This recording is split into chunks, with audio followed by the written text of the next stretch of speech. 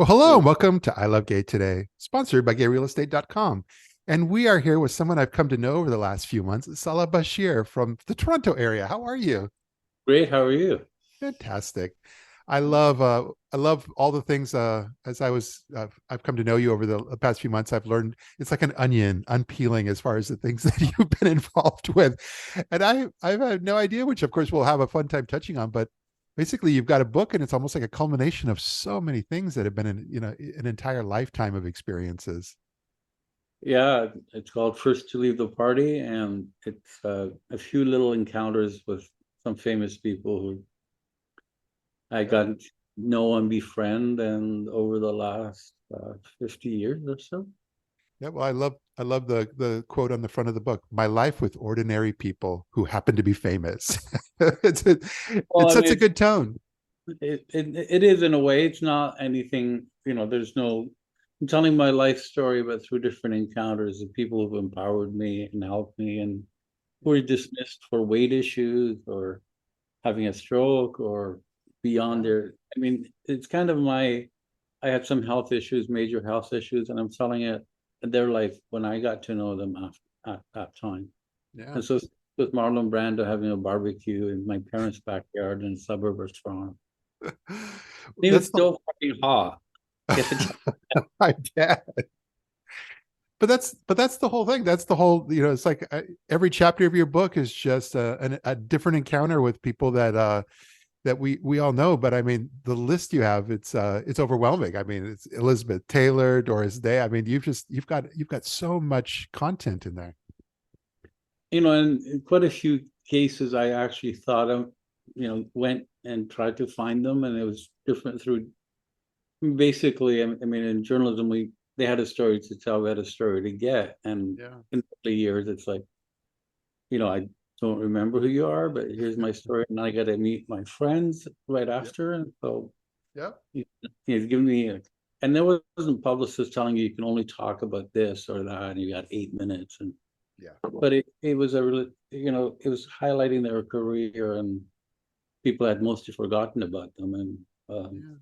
and so that's some of the stories come out that way. I mean, I got to know Ella Fitzgerald pretty closely, and she performed in Toronto at something called the Imperial Room, a small old cabaret, and she loved Toronto. Okay. And I brought her, Lebanese kibbeh because she had performed in Lebanon and stuff like that. So, Yeah. Well, you've got even some favorites of mine because I'm almost 10 years younger than you, so we're close. But so in my world, it was more like Mary Tyler Moore and some of those. But I loved when I saw those names come up. well, Mary Tyler Moore, I've always admired and loved, and we Yeah. bonded over going to the bathroom to shoot up for insulin. I mean, um, saying I need to shoot up in New York at a fundraiser. Sometimes you get funny looks, and Yeah. our way to the bathroom, so we both check our sugar and see whether before we can eat. And so, Yeah. and I also informed the way I do galas because there's always, as soon as you arrive in the room, start on time, but there's a plate you can antipasto plate or something that you can Yeah. eat. Well, what I find is interesting is that I mean, all of this it really ties in because I don't think everybody knows because you've been really out there, and we'll talk about even some of the things you do locally in Toronto, fundraising and so forth. But the company Cineplex Media and the whole you've been in the whole whether it's starting in video and home video and then the movie theater business, but you've been very involved in that for decades now. Yeah, a decade. I mean, I had Premiere Magazine, who had one of the first video magazines internationally, Video Mania, and Yeah. I had Famous Magazine and Kids Magazine here in Canada, and yeah, and then with Cineplex Magazine and with the Yeah. Stars. Yeah. Some of the best read magazines here. So That's a great way to be able to over all those years be able to rub a lot of shoulders. yeah, I mean, in a way, it was also highlighting something. I mean, I hate opening nights. I honestly like at galleries or anything. I hate going to things where you have like 5 minutes to want to do something or be seen or posing and stuff like that. And I got to know some of these people, maybe because I really didn't care who they were. Yeah. Like, Yeah. and in some ways they were looking for an out to get out of certain things as well. So Yeah. it's Well, simple, like you want to go to dinner, let's go to dinner. It's like, you've got a project. Hey, let me tell you about my project. are you saying you were low key around them and you didn't go crazy with starstruck the moment you saw them? No, I mean, I didn't. It's weird, but again, we didn't have Google back then. So if I really knew who Ella Fitzgerald was, I may Yeah. have, Yeah. or her importance to music or any of those things. But there's a fear, there's a fear of getting lost in that whole world. And Yeah. I Yeah. mean, that's part of the title, First to Leave the Party, because for a long time, I wasn't. And, yeah, Yeah. you know what happens at the end of those parties. So, but Yeah. I hear you. And what I love though is even before you, yeah, with the book, kind of going from your career along the way, I know you were very involved with organizations. I know of the 519 there in Toronto is a very powerful organization that helps LGBTQ youth and so forth. And but you were kind of producing and really helping them fundraise with their annual gala, correct? I did the capital campaign when we needed to do a capital campaign. So we started with that. And we needed to tell our story. We needed to tell it internationally. And so I relied on some of my friends to come and perform. And Yeah. Eartha Kitt started it off and waived most of her fee. And again, in this place called the Imperial Room. But I was also quite active in New York and in the Middle East and different things Yeah. in the AIDS advocacy and different things. Yeah, Yeah. and the 519 is an incredible organization. It's renowned worldwide. It's coming up on its 50th anniversary. It's Yeah. had some of the first trans programs in the world, and yeah. I just enjoyed reading all that. In between that and like I saw you raised like $500,000 or more with the St. Joseph's Hospital, and you're even quoted out there as being a fundraising machine. Huh. Well, I beg really well. No, I mean, you rely on your friends, and there's a lot of people who are volunteers who help you out, and different people. And it's not always people who write the big checks. And Yeah. I think in business as well. Like, I mean, if you got my first major award was in 1982 as a humanitarian award Okay. from Paramount Pictures Yeah. and with Arsenio Hall. So when I had worked on the Magic Johnson HIV or 92, sorry, HIV video. Okay.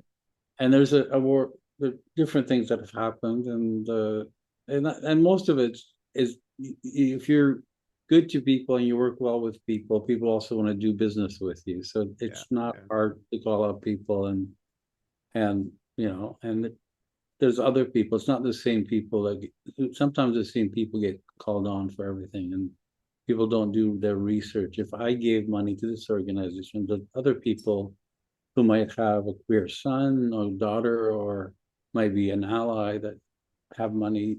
I mean, doing that research and presenting where the money goes and what happens to it is very important. Yeah. Well, everything is coming together. It's only a little over a month away. Your book, you're doing a book launch October 17th, right? Doing one of the 519, Of the course. fundraiser for the 519, we're charging $1,000 a person Yeah. or $10,000 tables, and we only have 3 left. Wow. So will be us. And then I start before, and I'm doing some stuff in New York and LA as well. Okay. Um, and yeah, it's coming together. And I'm immune suppressed, so I'm trying to get away from being everywhere and having Yeah. people breathe on me. But Yeah. as much I used to love that before. Yeah. No, But I hear you. But when you're doing the book launch on the 17th, that's also a fundraiser, correct? Where you were saying with a for thousand the dollars five, per table, but you're going to be yeah, donating to 519. And I saw a whole list of different organizations that you had there. yeah. There's a lot of organizations I work with Yeah. internationally, so we're getting them free books each, and so we're raising for mostly the volunteers, different things, and so we're raising money for that. Yeah. And my husband did a sketch of me, and so it's pre-signed in Arabic and English. So Nice. Nice. say Well, I'm looking French sounds strange. in French, of course. No, I'm looking forward to all this, and I am going to make sure that when we post this interview, that there's going to be links to your website and social media, so people can find the book and find find where they can, learn about when you're going to be doing book signings and launches and so forth. So we'll make sure everything is there because I know myself, I'm looking forward to when this comes out. Thank you. And it's the first one with pronouns on the cover. That's And that- absolutely.